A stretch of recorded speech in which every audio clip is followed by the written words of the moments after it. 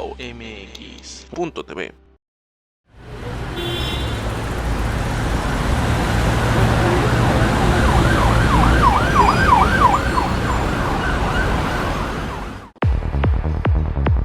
Si yo fuera servidor público. Un programa de análisis, participación e información ciudadana.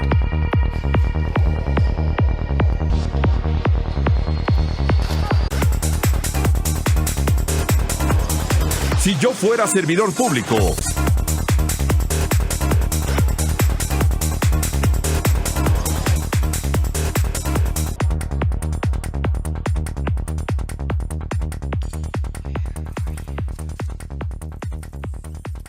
Amigos, es un gusto que nos esté acompañando aquí en Si Yo Fuera Servidor Público a través de la pantalla de WOW TV, antes Aztel TV, muy contentos de estar con ustedes. Hoy vamos a platicar, como siempre, como cada mes, con nuestro buen amigo Agustín Guerrero acerca de lo que acontece no solamente en la Ciudad de México, sino también algunos temas nacionales. Y, por supuesto, es un análisis muy interesante desde el punto de vista de un militante de Morena, el cual siempre le agradecemos mucho su punto de vista, porque necesitamos conocer todos esos puntos de vista, sobre todo del partido que está en el poder, y que para poder entender ciertos puntos que a lo mejor nosotros no lo llegamos a comprender. Así que le damos como siempre la bienvenida a Agustín. Agustín, qué gusto saludarte.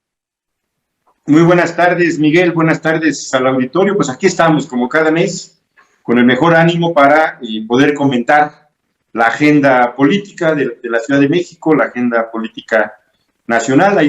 En este mes que llevamos de agosto, pues han ocurrido muchas cosas muy, muy importantes. Se está moviendo el tablero, hay procesos que están en curso y una polémica muy interesante, una polémica muy viva en las redes sociales sobre diversos temas que se comentan cotidianamente en la mañanera y otros temas que son parte de la cotidianidad en nuestra ciudad. Bien, Agustín, ¿te parece si empezamos con el tema más importante?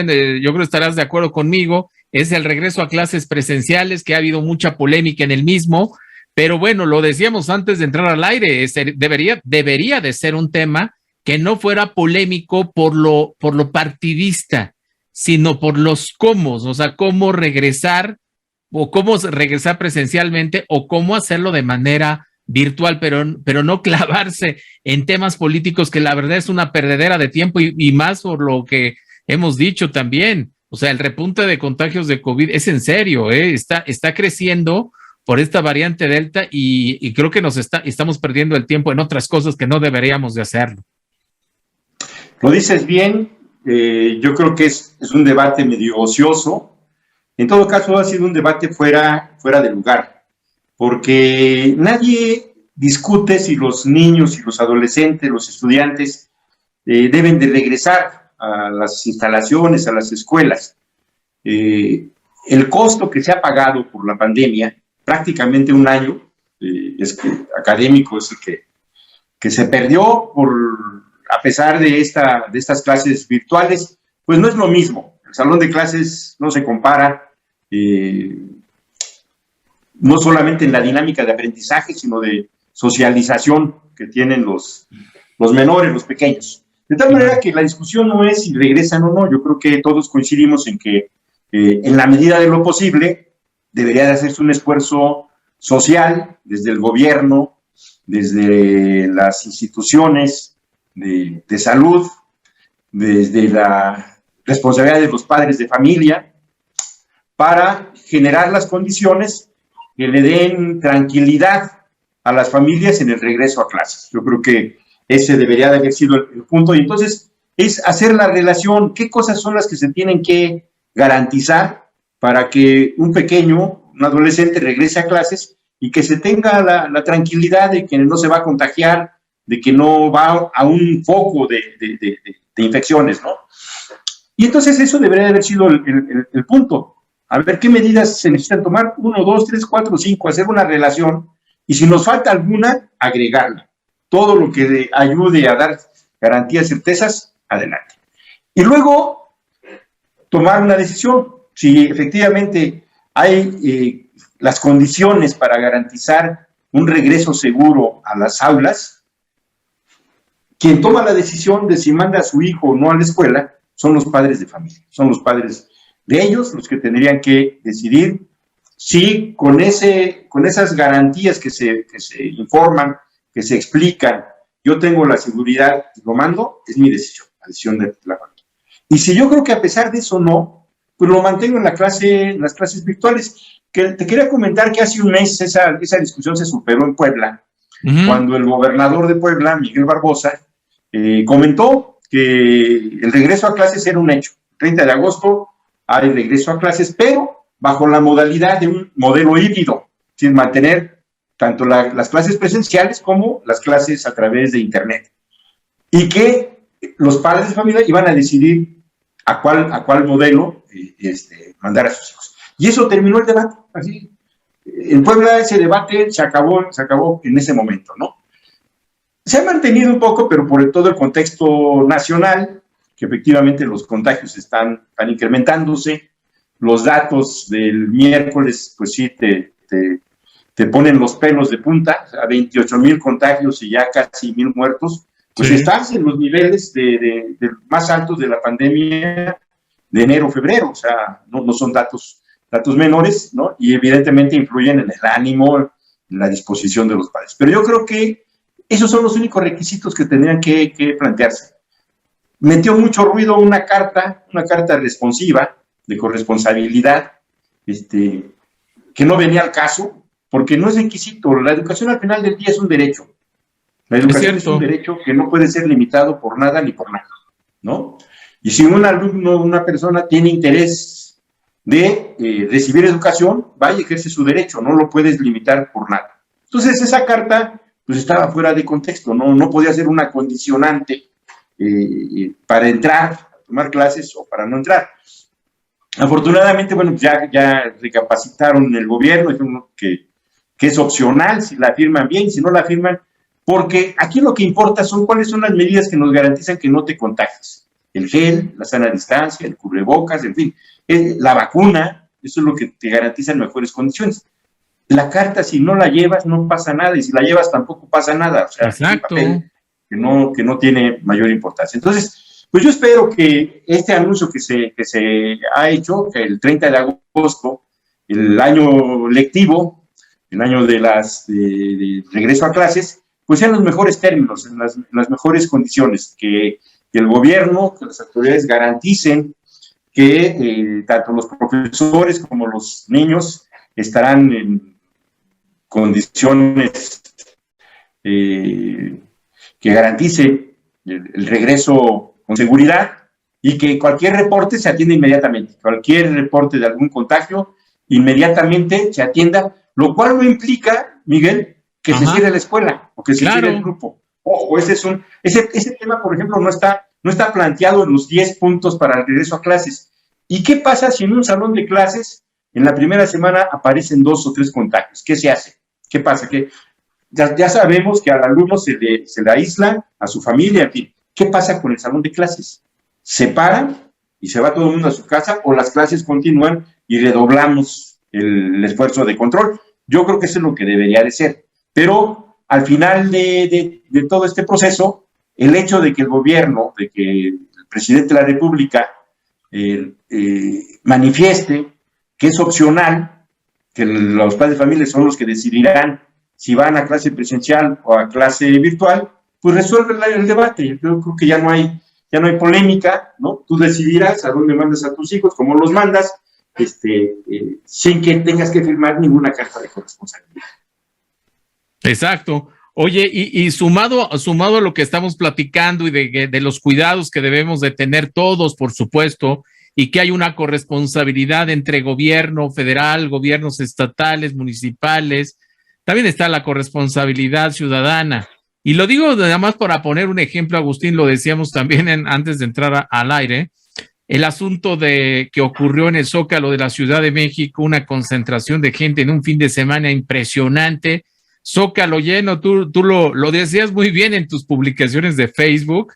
Estábamos en semáforo, ¿qué dices? Naranja, pero con el ánimo del semáforo verde, ¿no? Y con ganas de regresar al rojo. Sí, mira, yo creo que Hay muchísimas actividades que se realizan diariamente por parte del gobierno, de los gobiernos, de las alcaldías, que implican el contacto, la relación en el espacio público, ¿no? Y está en la persona, está en uno, pues tomar las precauciones del caso. O sea, si yo veo, como veo la plancha del Zócalo atiborrada de gente, pues hay que ser muy, quererse poco, apreciarse poco, para irse a meter a esa bola. Pues sí. Si me he estado cuidando 1 año y medio, si he estado garantizando, tomando medidas, en fin, cuidándome, y de pronto voy al Zócalo, veo esa bola y voy y me meto, pues ¿a quién le echo la culpa? Es que el gobierno puso una maqueta. Pues sí, pero yo tengo que pensar como que si no lo hubiera puesto, ¿no? Sí, porque nadie te obliga a ir. Nadie fue a fuerzas. Ahí le agarraron la manita y se la torcieron para ir ahí, ¿no? O sea, y además, pues eres adulto, o sea, ya después de los 18 años eres responsable de tus propias decisiones. Entonces, creo que hay una responsabilidad de los ciudadanos de cuidarse. Fundamentalmente, el cuidado es de uno. El gobierno tiene que generar las condiciones.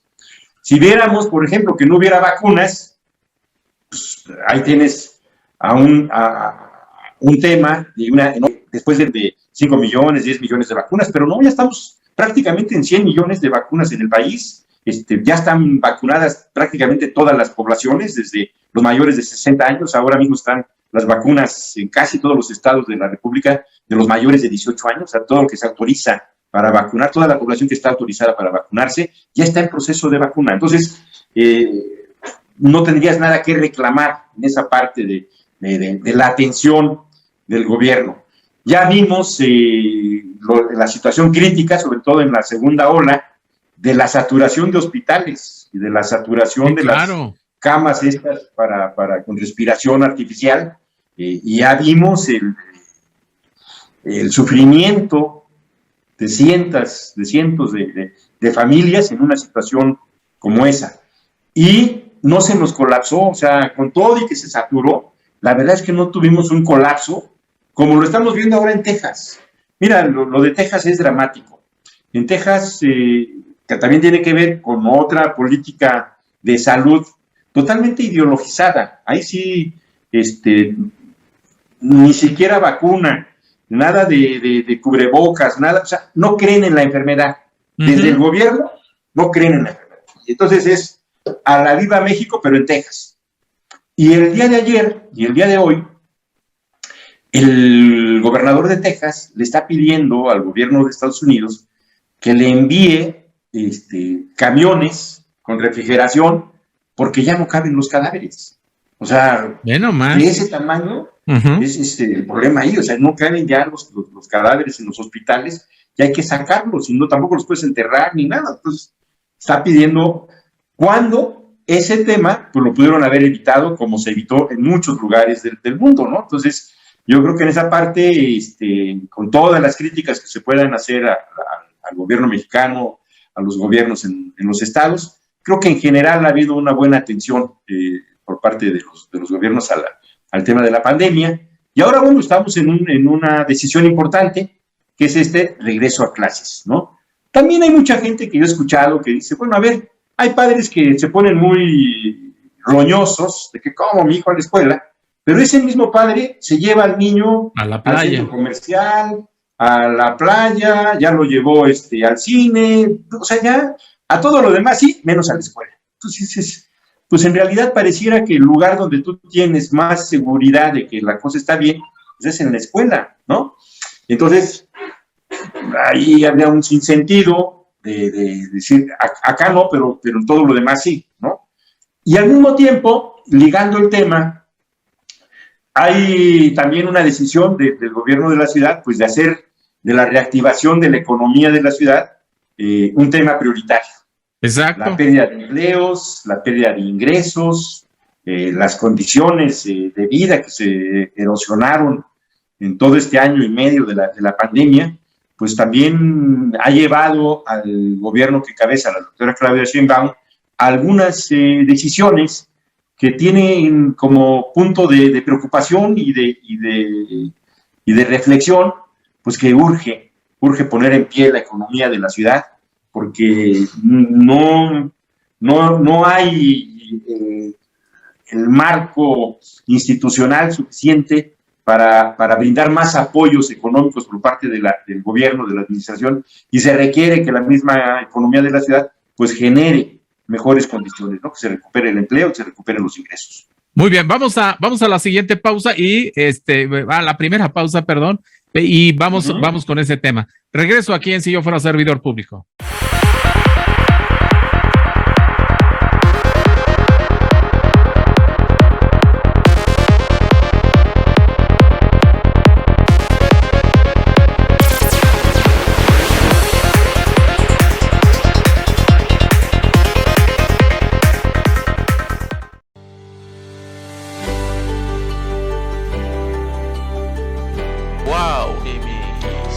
TV.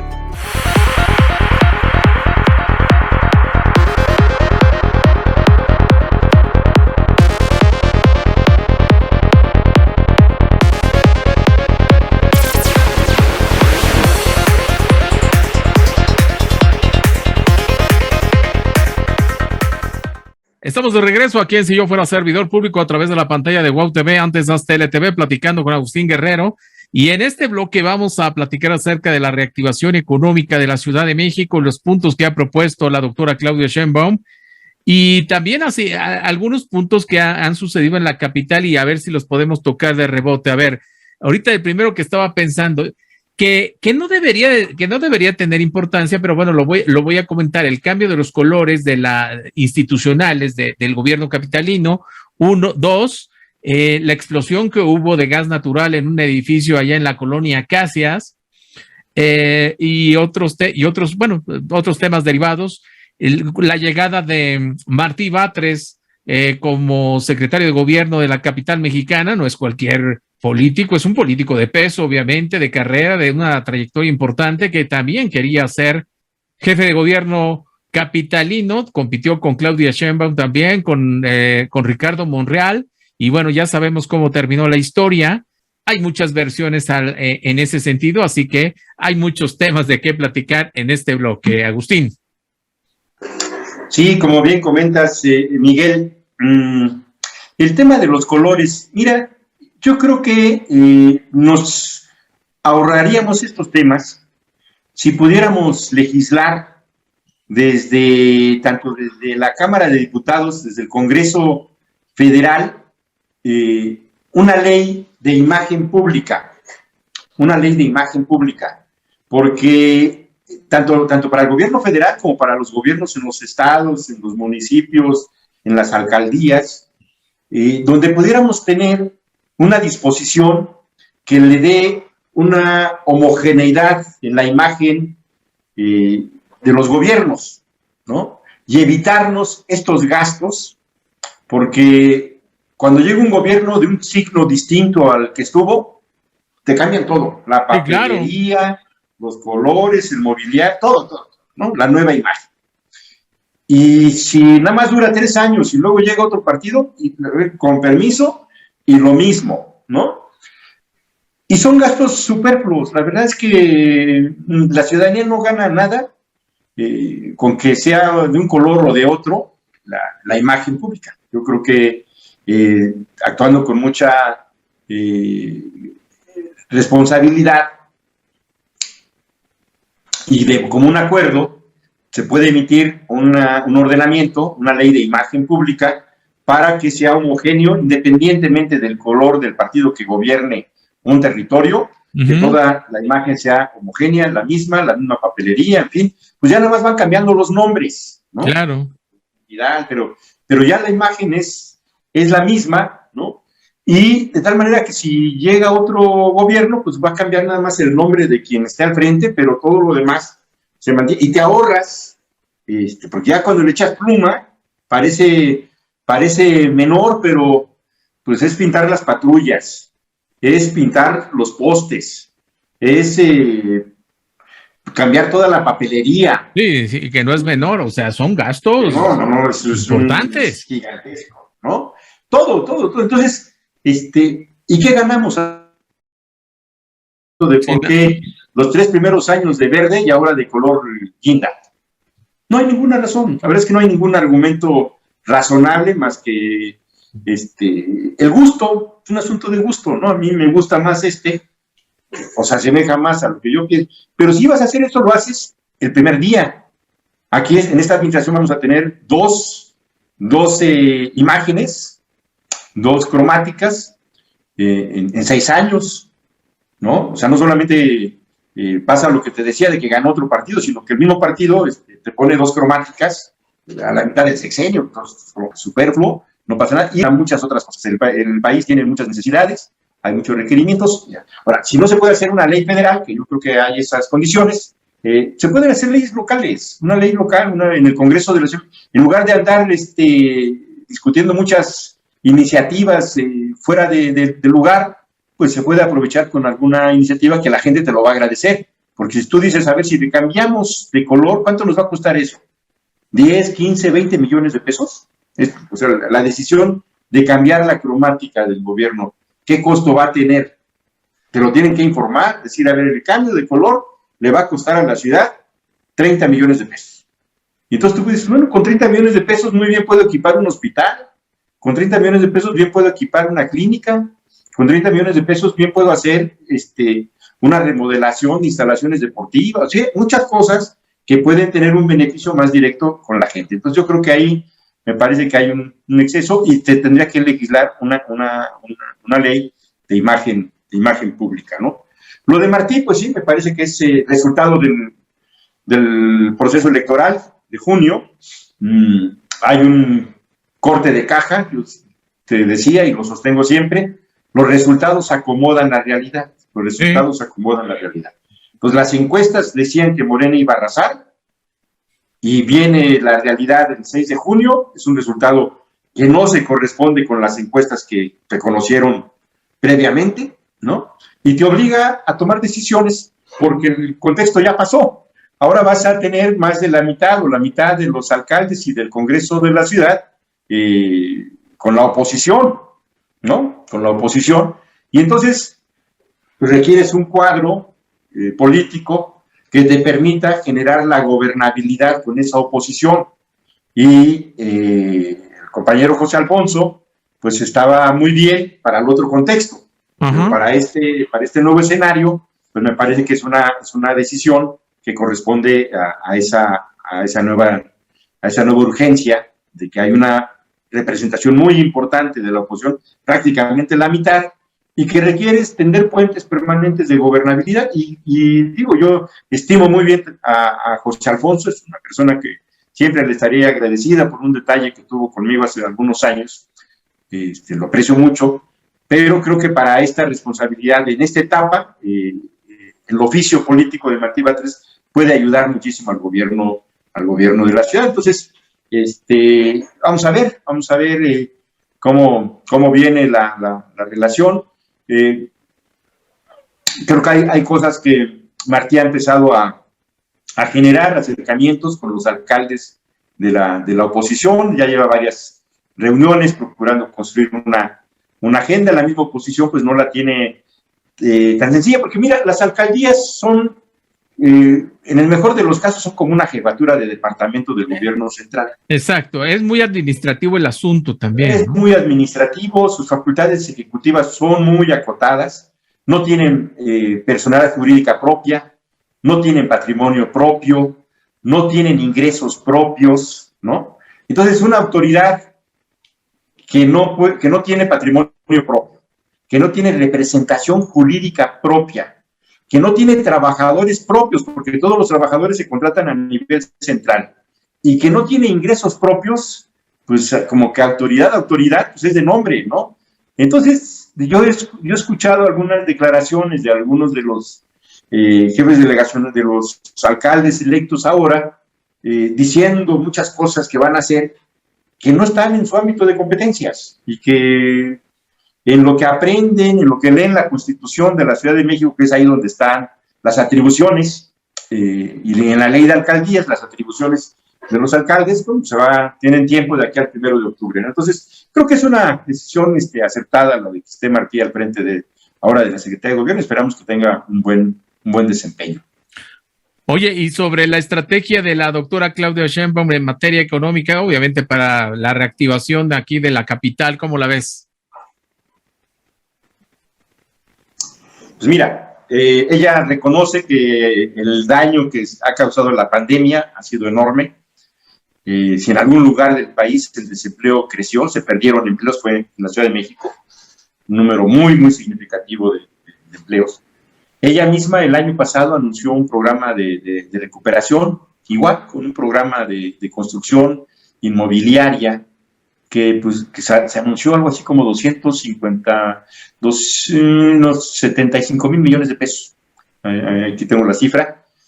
Y la verdad es que la misma pandemia, las mismas condiciones no permitieron que se aterrizaran esos proyectos, y pasó todo el año pasado y todo este primer semestre, y nos ganó la dinámica de la elección también. Cuando hay elecciones se para todo, tienes que esperar a ver quién gana, en fin, ¿no? Entonces, todo este primer semestre fue víctima de la dinámica electoral, y una vez que pasa el asunto, ella reconoce que es en el sector de la construcción, pues uno de los agentes más dinámicos de cualquier economía, ¿no? Que si tienes un área de construcción muy dinámica, pues es un sector multiplicador de otros, porque demanda una serie de insumos, la construcción, que impacta muchas áreas de la economía.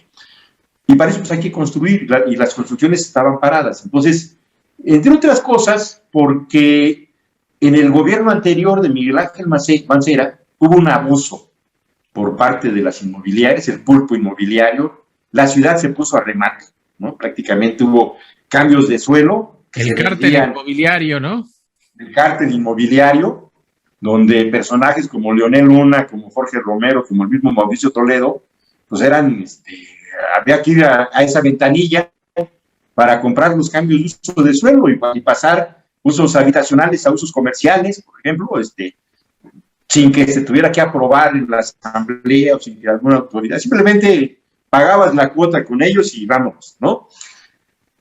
El mismo Mancera fue parte de ese cártel inmobiliario. Entonces, llega el nuevo gobierno de Claudia y procura meter órdenes. A ver, vamos a realinear todo lo que fue este boom inmobiliario, todos estos negocios sucios. Vamos a investigar qué pasó, o sea, por qué en zonas donde se permitía nada más construir hasta 5 niveles, aparecieron torres de 10, 15, 20 niveles, sin ningún estudio de impacto ambiental, sin ningún estudio de suelo, sin ningún estudio que garantice el suministro de agua, por ejemplo. En fin, o sea, la ciudad se puso a remate con Miguel Ángel Mancera. Y entonces el gobierno de Claudia se fue al otro extremo, paró toda el área de construcción en la idea de redefinir una política de desarrollo urbano, ¿no? Entonces, en eso estaba con un elemento además adicional que no se ha discutido mucho, que es la facultad del desarrollo urbano, de la planeación del desarrollo urbano, que era anteriormente una facultad del jefe de gobierno, de la jefa de gobierno, a través de la CEDUBI, a través de la Secretaría de Desarrollo Urbano y Vivienda. Ahí se hacía la planeación, ¿no? En lo que tenemos ahora de Constitución de la Ciudad de México, esa facultad se trasladó a una cosa que es un Consejo de Desarrollo Urbano, y se le quitó a la CEDUBI, se le quitó a la Secretaría y se pasó a aquello. Que incluso ese órgano no ha terminado de constituirse, ya van 3 años.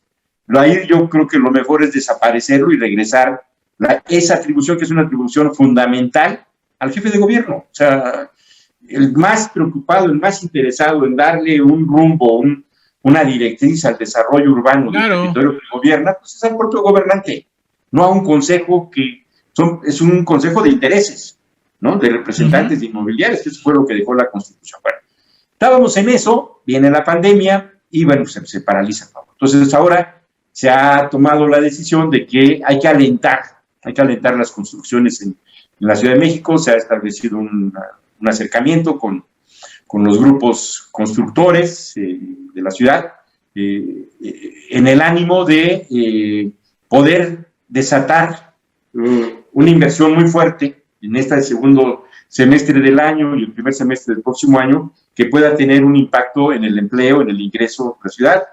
Y ahora sí que con reglas distintas o sin reglas, prácticamente sin reglas, en un entendimiento de confianza, ¿no? Inviértanle y vamos a relajar el marco legal. Y una vez que recuperemos el nivel económico que traíamos antes de la pandemia, bueno, vamos a ahí sí ya aplicar el marco legal, digamos. Lo mismo ocurre con otros dos temas que comentábamos por fuera, que es esta disposición, este decreto de la jefa de gobierno, de que todo lo que esté ahorita en proceso de construcción, de aquí al 31 de diciembre, no será clausurado. Sí. ¿No? A ver, no aguántame ese punto, porque nos vamos a la siguiente pausa. Estamos aquí en Si Yo Fuera Servidor Público, regreso.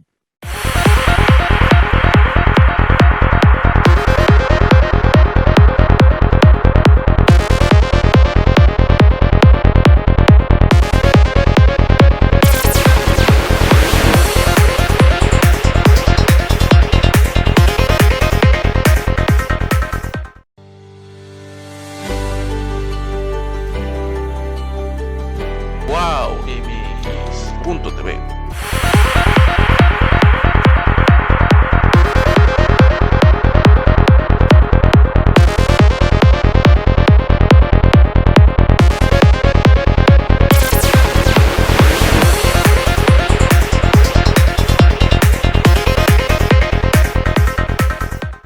Estamos de regreso aquí en Si Yo Fuera Servidor Público a través de la pantalla de Aztel TV, platicando aquí con Agustín Guerrero. Nos quedamos, Agustín, en ese punto que decías de la doctora Claudia Sheinbaum acerca del ¿cómo se llama? De todo este plan económico. Empezamos en esa parte del bloque anterior y bueno, que había un punto muy importante en el cual, digamos que por decirlo de alguna forma, se iban a relajar las reglas precisamente para que se pudiera reactivar la economía. Una vez de que pase la pandemia, que esperemos que pronto acabe, bueno, volvemos a la normalidad en esa materia. Así es una política de excepción, digamos, así lo que está desarrollando ahorita la doctora Claudia Sheinbaum es una política de excepción, porque hay una normatividad para las construcciones en la Ciudad de México, y donde el gobierno tiene siempre un equipo de inspectores, de verificadores para ver que el constructor se esté sujetando al marco legal, y si no, se clausura la obra. Lo que ha dicho ahora la doctora es que no va a haber clausuras de aquí al 31 de diciembre, y pues ahora sí que convoca a la buena voluntad, a la buena disposición. Entonces, que no solamente tiene que ver con las grandes empresas constructoras, sino pues con el particular. Hay mucha gente que a su casa le echa un segundo piso, le hace alguna mejora. Todos esos trámites se tienen que hacer también frente a la autoridad, y si no los cumples, llega la autoridad y te clausura tu casa. Si no reportaste que ibas a poner un cuarto más. Entonces se está anunciando que no se preocupe, que no va a haber clausuras, que no va a haber inspectores ni del INVEA ni de las alcaldías en la calle para que no te extorsionen, para que no te digan, a ver, eso es importantísimo. Está usted fuera de norma, pero mire, aquí está el cajoncito y yo me hago que no, usted está bien. Entonces, para evitar extorsiones, que se puede dar esa situación ahorita, pues decidió que no hubiera inspectores en calle de aquí al 31. Me parece que es una medida también correcta, que tiene en el centro esta preocupación de la reactivación económica, ¿no? Lo mismo los restaurantes ya ocuparon todas las banquetas, se posicionaron en las banquetas en la Roma, en la Condesa, en la Cuauhtémoc, en la Tabacalera, en todas las, en Narvarte, las zonas de la Benito Juárez, Coyoacán, o sea, salieron. Comprensible en aquel asunto que se dijo se podían usar hasta el 30% del inmueble, de las mesas de un restaurante para el consumo, pero si un negocio tenía 10 mesas, son 3, pues la verdad es que con eso no la libras. Entonces, se les permitió que pudieran ocupar la banqueta, que pudieran ocupar la calle. Ahí yo he visto en muchos lugares que no solamente es la banqueta, sino también el primer carril de la calle. Entonces y ahora resulta que la superficie afuera es más grande que la superficie que había adentro, ¿no? Hay más mesas afuera que lo que había adentro. Y bueno, también pues generan un dinamismo en la economía, todos estos negocios de la gente que va a consumir, la circulación del consumo, de compras, en una zona pues, estratégica para todos nosotros, que es la alimentación. Entonces, igual, no va a haber clausuras, no va a haber retiro de aquí al 31 de diciembre, tolerancia, digamos. Vamos a entender que la cosa está mal, ¿no? Porque cerrar un restaurante, pues puede ser que el dueño del restaurante la libre, pero los meseros, los cocineros, sí, claro, ¿no? Pues hay lugares que dan 10, 15, 20 empleos, y pues ya está largo esta pandemia que pues tienes que entender que esa es la situación que estás viviendo. Entonces, hay una política de excepción, así diría yo en el caso de la doctora, en este momento, de relajar el marco legal para que se puedan activar, dinamizar la economía, generar más empleos, elevar la calidad de vida de los habitantes de la ciudad, y bueno, esperar que con esta, creo que es el punto 5 de los 10 que presentó la doctora Claudia, sobre las inversiones inmobiliarias en la ciudad, que me parece que ese es el tema más importante de los 10 puntos que presentó. Fíjate que lo que me llamó también la atención fue el apoyo por parte sobre todo de Coparmex Ciudad de México a estos puntos, y sobre todo lo que decía Coparmex, que pues ellos estaban de acuerdo en que pues, no se cerraran los negocios y volvíamos. Ya ves que hubo un momento en que, ahorita si quieres platicamos de ese punto de que estábamos en rojo, pero no en rojo y naranja, pero bueno, en esa parte me pareció muy prudente y justo, en el momento justo, el apoyo de Coparmex, porque representa al sector privado, porque estamos en lo dicho, o sea, digo, sí hay que cuidarnos, está el rojo, si hubiera estado el rojo y todo lo que quieras, pero obviamente si se cierra todo de nuevo, caray, yo no sé cómo va a estar la economía en México, por lo menos de aquí a un mes o a 2 meses, imagínate si se cerraran otra vez todo. Digo, si fuera necesario, pues ni modo, pero la parte económica es vital. Pues mira, yo creo que hemos vivido 3 momentos y el tercero fue muy confuso. O sea, el primer momento fue muy claro, de quédese en casa. Entonces hubo un cierre bárbaro de la economía, una parálisis de todo el mundo, programas de apoyo, prácticamente todos los gobiernos de los estados, el gobierno de la República, adelantar los apoyos a los adultos mayores, en fin, lo que vimos, lo que fue la primera ola, ¿no? Uh-huh. ¿Qué será? De marzo a junio, julio del año pasado. Pasa la primera ola, ¿no? Que tiene un costo económico enorme, gigantesco, evidente, y para la segunda ola ya también traes una sociedad cansada, agotada, con el chip en otro lado, y entonces aparece el esquema de los semáforos, donde es una reapertura gradual. Si pone de este color, se vale esto, si cambia de este color, se vale esto, en fin, o sea, y eso más o menos me parece que sí ordenó la vida pública en todo el periodo en el cual, que es básicamente la segunda ola, hasta finales de febrero, digamos, marzo, este esquema de los semáforos sí ayudó a este proceso, ¿no? de ordenamiento social, de que no hubiera exceso. Y había quejas de que hay mucha gente en las playas, el fin de año, en fin, lo que vimos, ¿no? Pero con todo y todo no se desbordó la gente, o sea, no se desbordó, y el costo, bueno, fue enorme, enero, febrero, la pandemia y en vidas, pero los semáforos permitieron darle un orden a la sociedad. Lo que tenemos nuevo, y es ahí donde ya el semáforo no tiene razón de ser, es cuando llega la vacuna. Exacto. Ese es un elemento nuevo,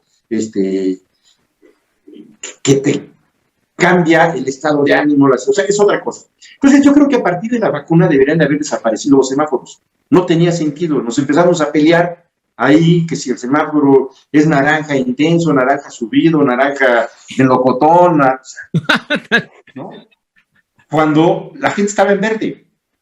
Entonces, ¿cuál es el asunto? Que aparece este nuevo elemento de la vacuna y tienes que centrar esta tercera etapa que estamos viviendo ahorita en esta tercera ola, en que la gente se tiene que vacunar y que en la medida en que tengamos el mayor número de la población vacunada, los riesgos de gravedad se van a reducir. Sí, no quiere decir que no te contagies, te puedes contagiar, pero ya no vas directo al hospital necesariamente o directo a intubarte, sino si traes las 2 vacunas, en fin, pues ya las condiciones, como están dando las estadísticas, o sea, sí hay un atemperamiento. Entonces, me parece que la tercera etapa, esta que estamos viviendo, ya no tendría por qué haber habido semáforos. Y entonces vimos cosas absurdas como el debate del doctor Gatell, que para él era rojo, la doctora que era naranja. ¿No? Y dice, bueno, es que yo tengo los datos más actualizados. Y, pues era innecesario. Y muchos estados, por su propia cuenta, yo recuerdo Sinaloa decidió cerrar toda la economía. De pronto Sinaloa fue, antes que la Ciudad de México, el lugar donde se disparó hace un mes, Mazatlán, Culiacán, Guasave, al cielo los contagios. Y cerraron toda la economía, toda, completitas. Cerraron las playas, en fin, le metieron control. Nuevo León anda por las mismas, o sea, ya nadie le hace caso a este sistema de los semáforos federales, porque estás ya en otro momento, en otra condición, claro. Y donde lo que tú tienes que estar exigiendo es que me manden vacunas. O sea, lo que los gobernadores deberían de estarle exigiendo a la federación es mándame vacunas, ¿no? Y tener una vacunación democrática, o sea, ahí sí democrática. Si son azules, si son del PRI, si son de Morena, el mismo trato. O sea, no puedes privilegiar o priorizar una entidad porque está más cercana a tus colores, a tus afectos que otras, ¿no? Entonces, ahí sí tendría yo creo que en general ha sido eso. Yo no he escuchado una queja de algún gobernador que diga es que he tenido un trato discriminatorio. Creo que lo que se ha traído de vacunas se ha distribuido pues de acuerdo a la población. Es proporcional, ¿no? A la población. Proporcional a lo que se tiene en los censos de población. Sí, es interesante lo que estás mencionando, Agustín. Pues vamos a ver. Y bueno, en este bloque 2.5, ¿crees que sí efectivamente se cumple lo que tú estás mencionando, que quiten los semáforos o van a continuar? No, yo creo que se van a quitar. Yo creo que no tienen ya ninguna utilidad. Son motivo de un debate innecesario, absurdo, y yo creo que lo que hay que hacer es concentrarse en los porcentajes de población vacunada. O sea, los porcentajes de población vacunada te pueden dar un elemento de cierta tranquilidad. Si tú dices, yo tengo en un estado 2 millones de adultos mayores y ya tengo vacunados 1.958.000, mi reto es por lo que falta. O sea, ya orientar esos nichos de lo que falta. Es decir, a ver, de esa gente que no vino, hay que irla a buscar a su casa y hay que irla a vacunar a su casa. Ya, y si tú tienes en cosa de un mes un universo de vacunación arriba del 80%, que es esa cosa que le llaman contagio de rebaño, pues ya estás casi del otro lado en cuanto a la gravedad. ¿Van a seguir habiendo contagios? Sí, ¿no? Eso la vacuna no te lo quita, pero sí te reduce mucho. Y pues ya está en uno, seguirse cuidando, seguirse lavando las manos, el cubrebocas, o sea, lo que ya sabemos, ya esa parte. ¿Qué me preocupa? ¿Qué sí me preocupa? Que al no insistir ya tanto el gobierno en esta parte, ¿no? Sí hay más gente que ya anda en la calle sin cubrebocas. O que va y que le vale. Público, y que le vale. Si él se quiere morir, está bien, es su vida, es su decisión, pero no tiene por qué contagiarme a mí, no tiene por qué contagiar al de al lado, no tiene por qué poner en riesgo a otros. El uso del cubrebocas no es para uno, es para los otros. Y esa parte creo que hay que insistirla muchísimo. Tú puedes hacer con tu vida, decía mi abuela, tú puedes hacer con tu vida un papalote, pero no puedes hacer papalotes de la vida de los otros. Entonces, el cubrebocas es una muestra de empatía con la sociedad, con los tuyos cercanos o lejanos, ¿no? Entonces, me parece que el gobierno tiene que insistir mucho en la vacunación y en mantener las medidas de prevención al contagio. Muy bien, vamos a la última pausa. Estamos aquí en Si Yo Fuera Servidor Público. Regresamos.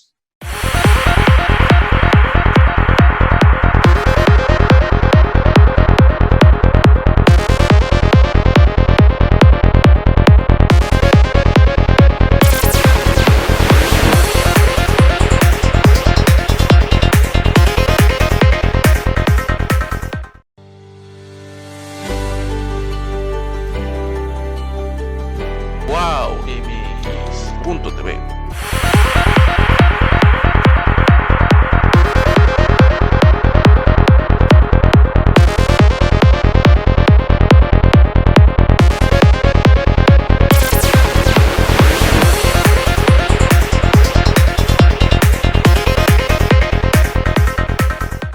Estamos de regreso en la última parte de Si yo fuera servidor público con Agustín Guerrero. Bueno, tenemos varios temas más, pero vamos a tratar de concentrarlos en estos últimos minutos que nos quedan. A ver, porque habíamos platicado el mes pasado, Agustín, acerca de esta consulta, acerca de enjuiciar a los expresidentes, y a lo mejor de manera así muy corta, decir qué te pareció y a dónde nos lleva esta consulta. O sea, me refiero al aprendizaje, porque indudablemente que hay un aprendizaje.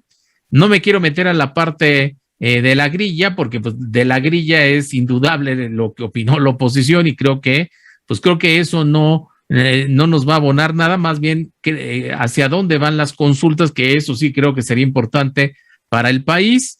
La segunda, bueno, como bien me comentabas también de otro tema importante que tocar, el tercer informe del presidente de México, Andrés Manuel López Obrador, el inicio de una nueva legislatura y por supuesto el inicio de nuevos gobiernos de Morena, nuevos gobiernos también de oposición, en algunos estados que repiten, las alcaldías de las 16 alcaldías aquí de la Ciudad de México. A ver, ¿cómo ves?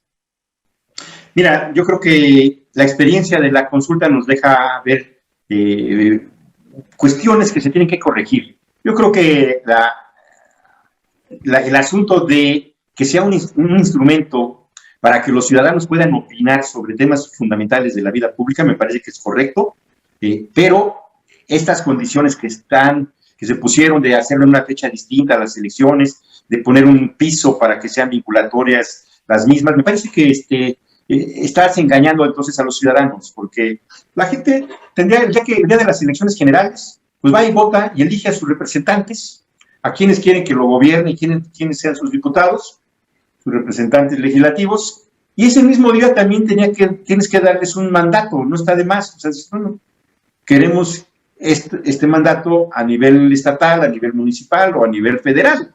Entonces yo creo que yo siempre he insistido en que fue un error de Morena, porque eso ya estaba en la Constitución, Miguel. Déjame decirte que la fecha para la realización de la consulta era el mismo día de las elecciones. Sí, me acuerdo, pero lo cambiaron, ¿no? Lo cambió Morena. O sea, eso lo había dejado el Pacto por México, había dejado que la consulta se realizaría el mismo día de las elecciones, la consulta popular, y luego dejó una figura medio absurda que decía que la consulta para ser vinculatoria tendría que tener el 40% de participación, ¿no? Entonces, bueno, pero a ver, si ya la vas a hacer el día de las elecciones, ¿para qué le metes ese otro candado? No tiene sentido, pero bueno, así quedó. Viene Morena, hace una reforma y deja lo del 40% y cambia la fecha. ¿Y por qué cambió la fecha Morena teniendo mayoría? ¿Por qué lo llevó al 1 de agosto? Para que la oposición aceptara una reforma constitucional para la revocación de mandato. La oposición no quería la revocación de mandato, no quiere la revocación de mandato, no está en su imaginario político, en su diseño del régimen político. La oposición no tiene la figura de revocación de mandato. Nosotros sí, lo planteamos la revocación de mandato, ¿no? Y para que saliera por 2/3 partes, acuérdense que es una reforma constitucional en el 35, para que la oposición aceptara la revocación de mandato, Morena tuvo que cambiar la fecha al 1 de agosto de la consulta popular. Y entonces quedó ese monstruito donde la revocación de mandato, que es otro instrumento de los ciudadanos para ejercer su derecho a quien te gobierna, pues ahora quedó para marzo, presumiblemente. No está tan sencillo, no está tan seguro lo de la revocación de mandato, porque ¿quién tendría interés, digamos, en la lógica formal, quién tendría interés de cambiar de gobernante a la mitad del sexenio? Pues, tu oposición. Ellos, de manera natural, tendrían que ser los que dijeron, oye, ya vete, no los tuyos, al contrario, y bueno, pues has hecho bien las cosas, así que, bueno, tienes que juntar un 3% de firmas de un padrón de más o menos 94 millones de mexicanos que están ahí. El 3% de eso, pues estamos hablando de casi 3 millones de personas, ¿no? Que tienes que sacar las firmas, pero además, en 17 estados de la República, tienes que sacar ese 3%, ¿no? O sea, sí, proporcionalmente deben de tener su 3%. Sí, o sea, ¿a qué voy? tú podrías en la Ciudad de México y en el Estado de México, en la Ciudad de México, o sea, en la zona metropolitana, sacar 3 millones de firmas. Entonces, aquí está todo, saco 3 millones. No se va. Esos 3 millones tienen que estar distribuidos en al menos 17 estados, ¿no? Entonces ya se pone una lógica distinta. No pueden participar los partidos políticos, no puede participar nadie más que los ciudadanos, ese ente abstracto, tú como Miguel Muñoz, no como la asociación civil de, tú, ¿no? No puedes hacer promoción, el único que puede hacer promoción es, ya lo vimos en la consulta, así está en la Constitución, en el artículo 35, es facultad exclusiva del Instituto Nacional Electoral promover la consulta, ¿no? Hubo muchos actos que se hicieron que el INE tendrá que investigar y ver qué fue lo que pasó, pero bueno, así está el asunto. Entonces, ahora en diciembre alguien tiene que decirle al INE, yo quiero convocar a la revocación de mandato. Y entonces el INE me va a decir, muy bien, este es el formato, ¿no? El INE te da el formato. Y una vez que te dé el formato, tienes 15 días para juntar ese 3% de firmas. Y entonces, yo no veo a la oposición en este momento juntando firmas para la revocación de mandato. No lo veo, no quieren la revocación de mandato. ¿Quién va a juntar firmas? Los que apoyamos al presidente. O sea, nosotros somos los que vamos a ir a juntar 3 millones de firmas para que se haga ese ejercicio. Entonces, no hay una fecha fija, se ha dicho que el 21 de marzo, pero bueno, ahí hay una ruta que habrá que ver, porque incluso hasta la próxima legislatura se va a tener una ley federal de revocación de mandato. Esta legislatura que termina no pudo hacer un periodo extraordinario, les faltó un voto de un senador del PT, ya no hubo periodo extraordinario, y entonces ahora hay que esperar al periodo ordinario de la nueva legislatura. Va a haber ley, eso no tengo la menor duda, requiere una mayoría simple, ¿no? Esta ley federal, pero habrá que ver este proceso. Yo creo que hay que meter eso al día de la elección. O sea, no veo, si ya lo tienes, es absurdo que tengas fechas distintas. Me parece que esa parte hay que corregirla, y hay un ánimo para corregirlo, ¿no? Entonces, como bien decíamos, va a empezar una nueva legislatura a partir del 1 de septiembre. El presidente ya planteó sus temas fundamentales de agenda legislativa, que es el primer año la reforma eléctrica, el segundo año una reforma electoral. Se está calentando el asunto, igual, y se ha ya entre los integrantes del tribunal y descomposición, de degradación terrible. Es un órgano que ha perdido toda autoridad y toda legitimidad frente a los ciudadanos. Es absurdo que tengas un tribunal que dice que es el Tribunal Electoral del Poder Judicial de la Federación, y no es cierto que sea del Poder Judicial de la Federación. Es un órgano autónomo que no le rinde cuentas a nadie, y que sus decisiones son definitivas e inatacables. O sea, absurdo tener un órgano que tiene el mismo estatus que la Suprema Corte de Justicia de la Nación. Es como si fueran paralelos, ¿no? Como si fueran paralelos, pero además no pertenece al Poder Judicial, ¿no?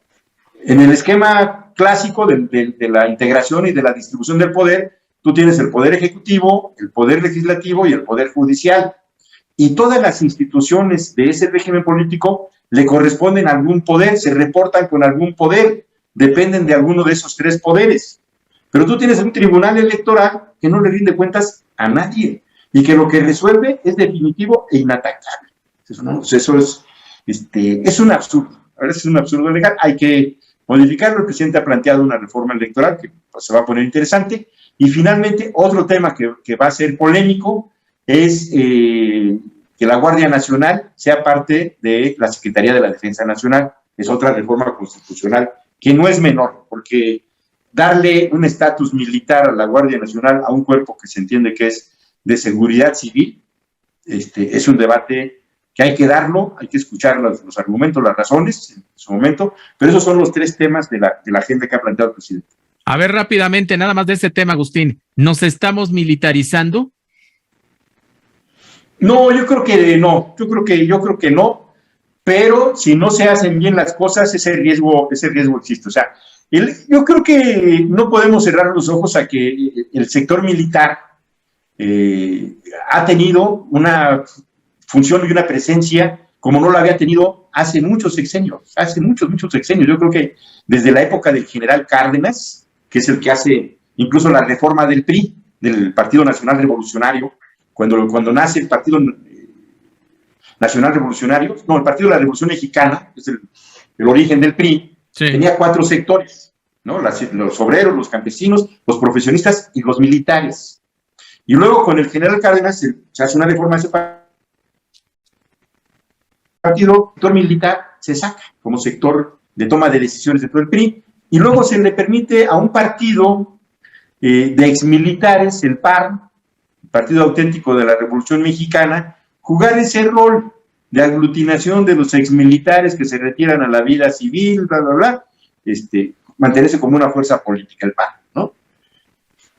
Desde entonces, la verdad es que los militares no habían tenido la presencia que se ha tenido con la Cuarta Transformación, pero tiene una razón de ser que no es menor. En el tema de la seguridad, lo que se quiso construir, que fue la Policía Federal, Sí. ¿no?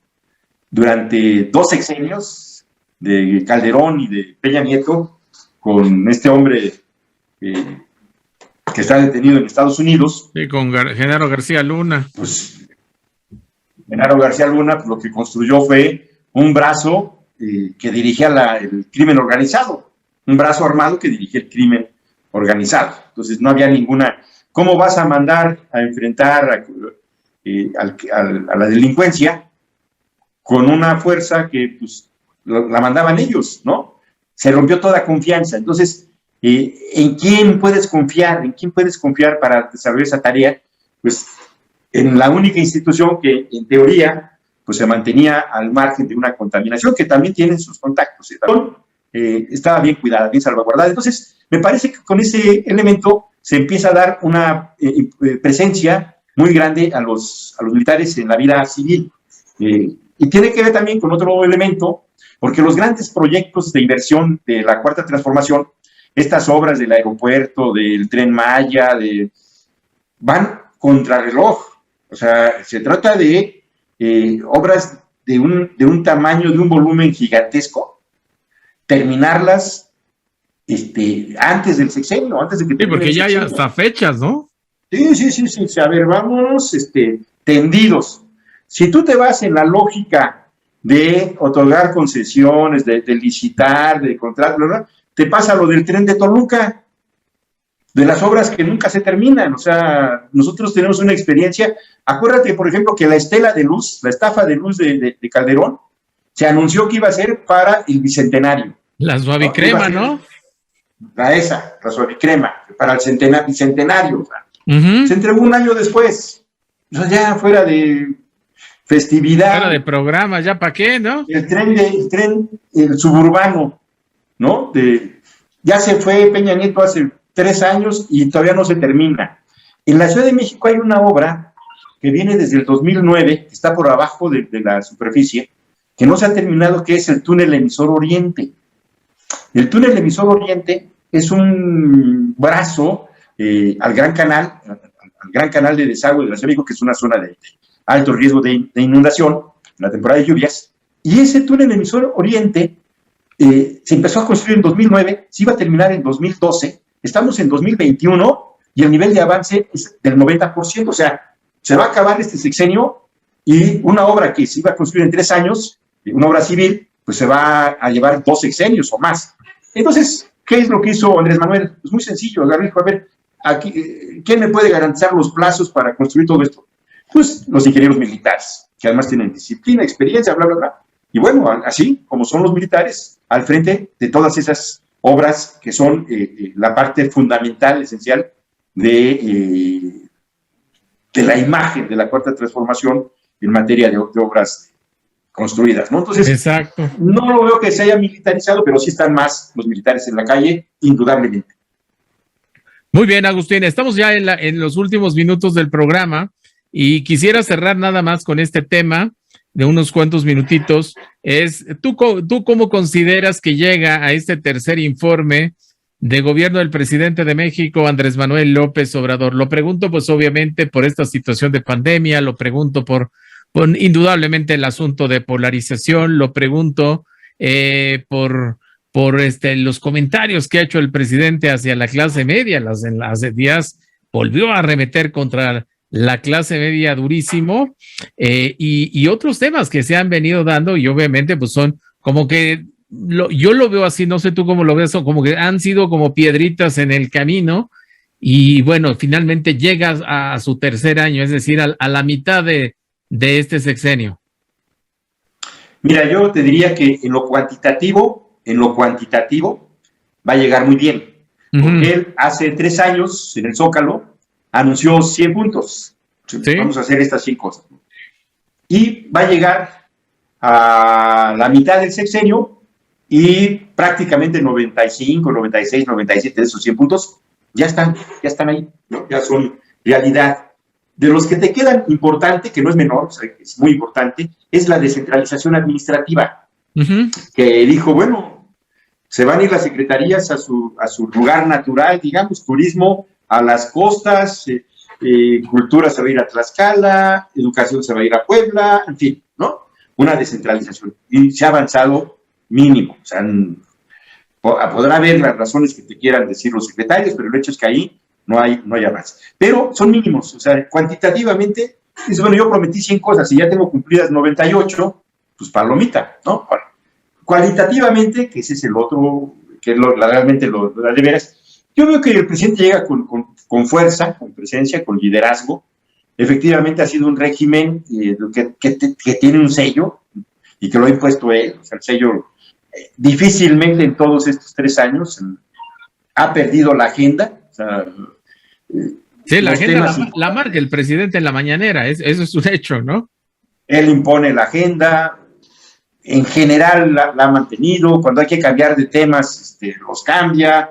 En esa parte, en la comunicación de la agenda, me parece que llega con mucha fuerza y se refleja en las encuestas. En ninguna de las encuestas que se levantan por diversos organismos, en estos 3 años, en ninguna el presidente ha estado por abajo del 50%, ¿no? de apoyo. Él ganó con el 53%, pareciera que ese es su piso, digamos, ¿no? Yo gané con el 53% y no me puedo dar el lujo de bajar de ese porcentaje. Ha estado en 55, 56, 57, pero el promedio en general ha estado arriba del 60%, 60-62%, y luego ha habido momentos en los que se ha ido a la luna, lejísimos, pero ha mantenido un respaldo social importante. Ya lo que hiciera cualquier otro gobernante, que a la mitad de su sexenio tuvieras más de la mitad de la gente respaldándote. Creo que esa parte llegará. Hay una sociedad con gobernabilidad, con expectativas que están por cumplirse. A mí ¿qué me preocupa de los resultados, Miguel?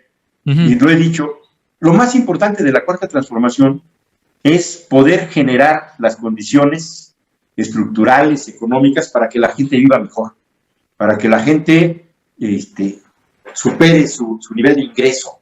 Tenemos 50 millones de mexicanos viviendo con un salario mínimo para abajo. O sea, es un mar de pobreza y de miseria que no lo puedes tolerar, no lo puedes permitir.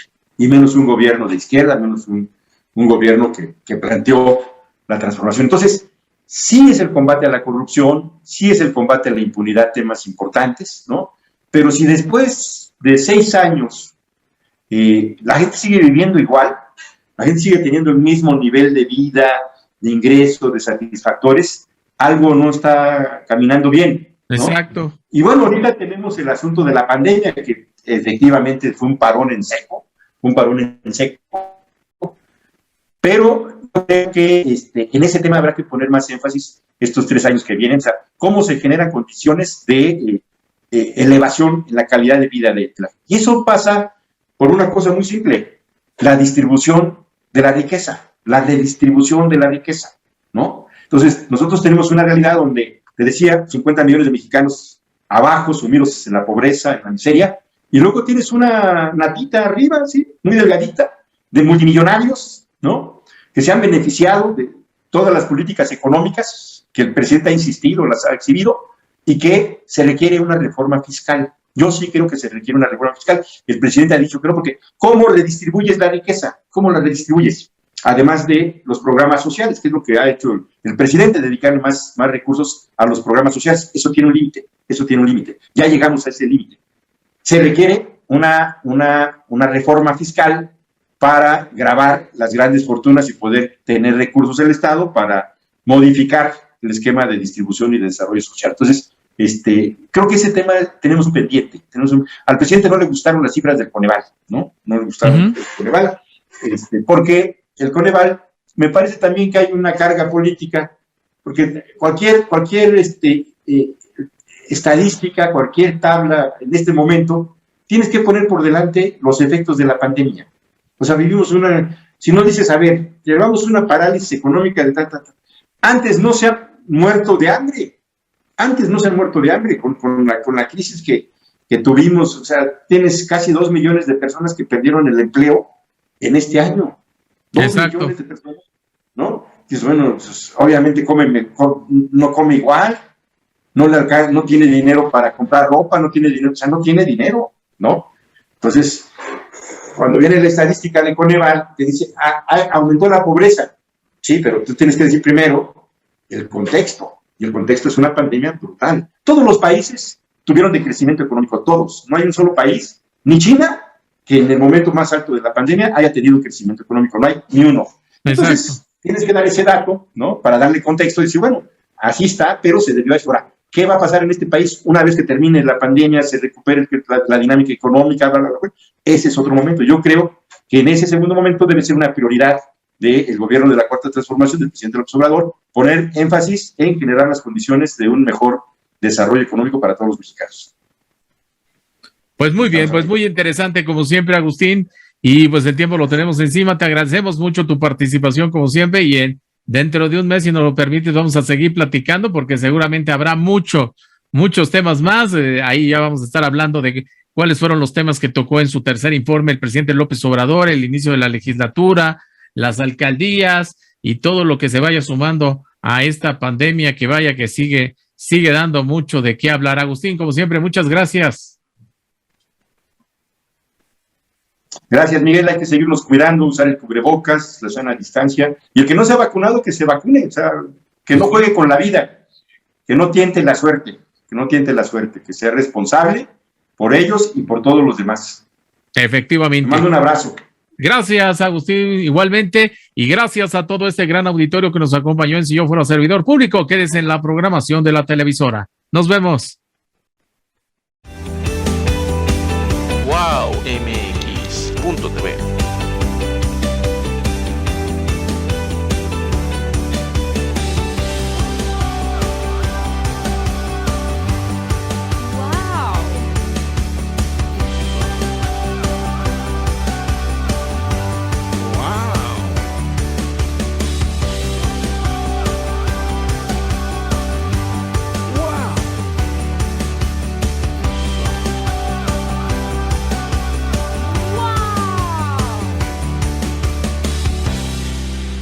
Wow MX.tv.